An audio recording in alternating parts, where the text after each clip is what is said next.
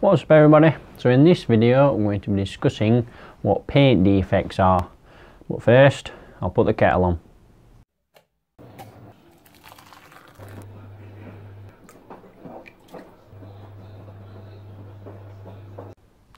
Welcome back to Hotchkiss Performance. So before we talk about paint correction and you know how we correct paint with different compounds, polishers and machine polishing, we do need to assess and understand paint defects, because over time your clear coat will be hammered with numerous elements and contamination, and we do need to go over that. So I'll just cut to the whiteboard now. Okay, since we are super professional here at Hotchkiss Performance, I've stuck it on with black tack, so no more coat hanger jokes please. If you don't understand what I'm talking about, go and watch the other videos. And then a compressor fires up while I'm in the middle of recording. Anyway, so here we have a cross section of a body panel on a car.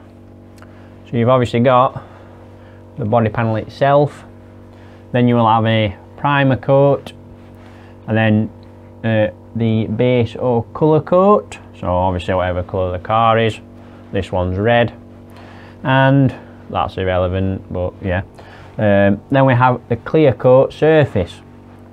Now this is the bit that gets damaged over time.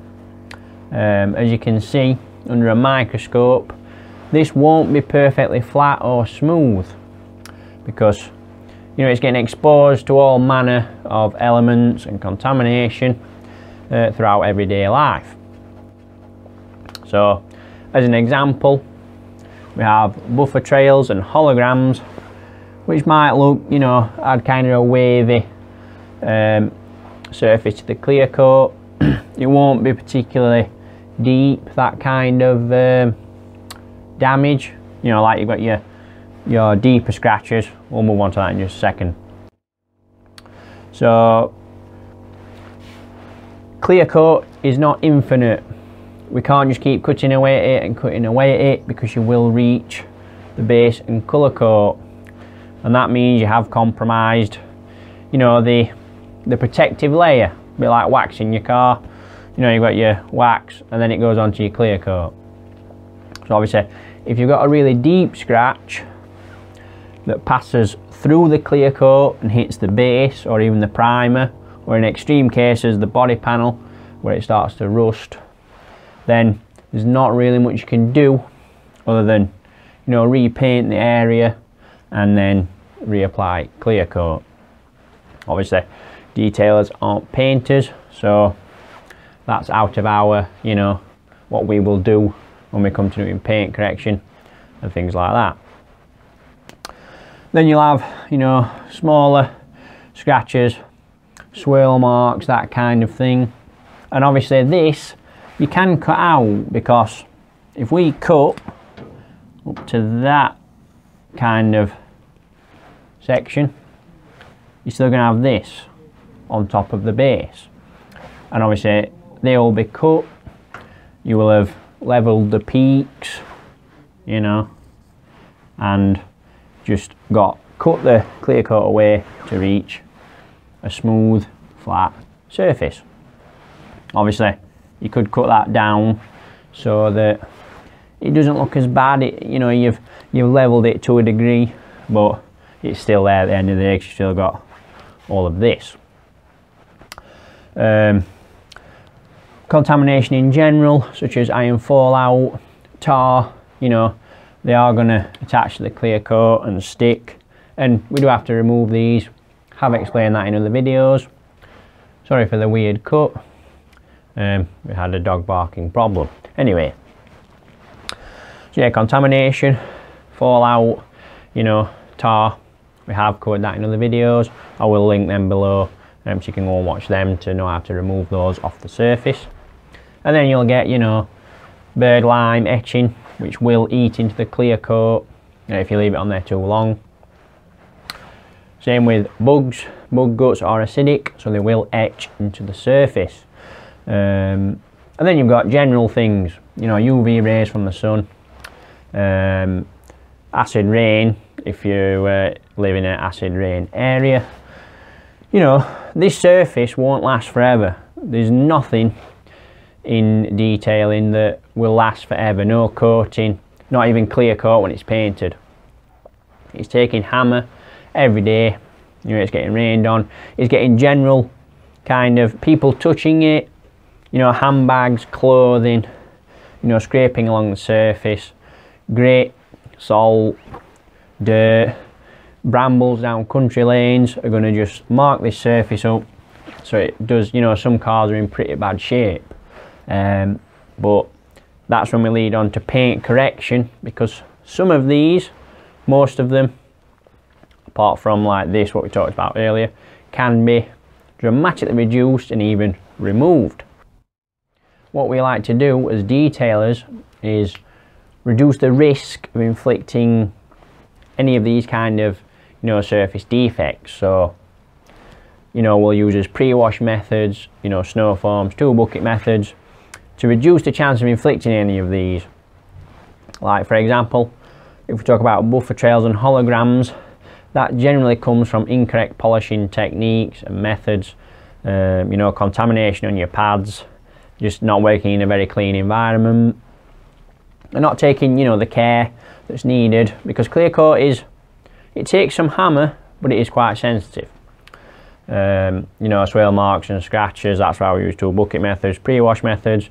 Like I say, I will link all the videos below to all of those.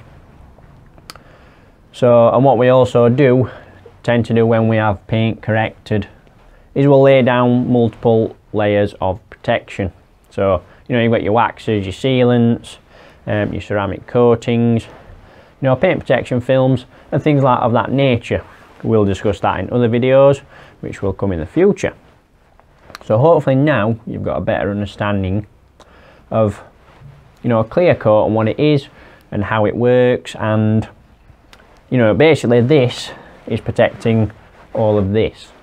This is what reflects the light, and obviously if you imagine that surface like that, the light isn't going to just bounce straight back at you into your eye, because the reflection is created from, you know, light bouncing off an object and hitting your eye. If you've got a surface that isn't perfectly straight, it's going to bounce off, you know, in all directions. If it's perfectly flat, that's not flat, but you get my drift, it's going to more than likely bounce further kind of back straight rather than off that way. So basically that's flat, it's going to bounce back. This, if the light's coming down, it might hit that, go off in that direction. So hopefully that does make sense. And yeah, that's pretty much it. So back to the chair. Shout out to Matt Milford. No, I'm not going to fall off it, but there you go. Cheers. And that pretty much wraps it up. So obviously, you know, the next video in the series we'll be talking about compounds, polishers, machine polishing, and how we correct, you know, all that damage on the clear coat, and how far we can take it, etc. Just wanted to kind of make a separate video on this because it is quite an in-depth topic, and I want to, you know, help you to understand it and get to grips with what we're actually doing. You know, because a lot of people might think, well, why do we polish what we're polishing? You know, they might not understand how clear coat works and paint finishes, etc. So that is pretty much it, and thank you very much for watching. Let me know in the comments if you have enjoyed this video, and I shall see you in the next one. Cheers. Swear to God, if this falls down while I'm filming, I'm gonna go mental.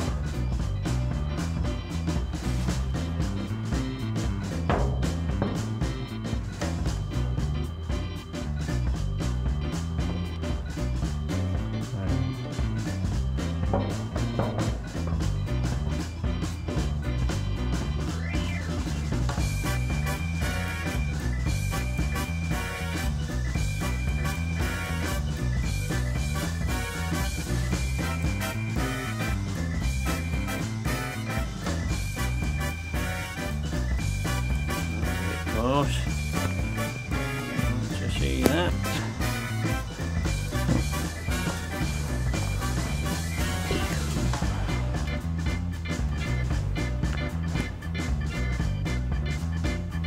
Put in focus. Yeah.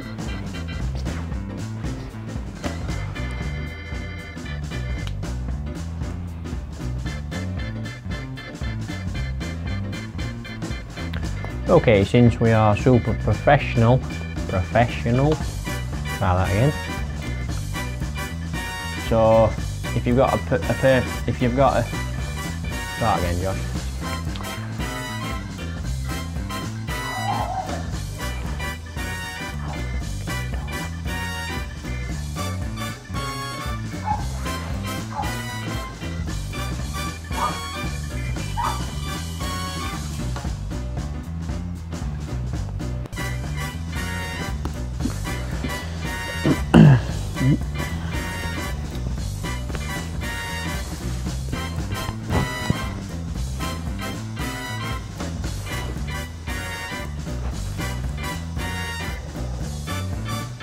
One shot.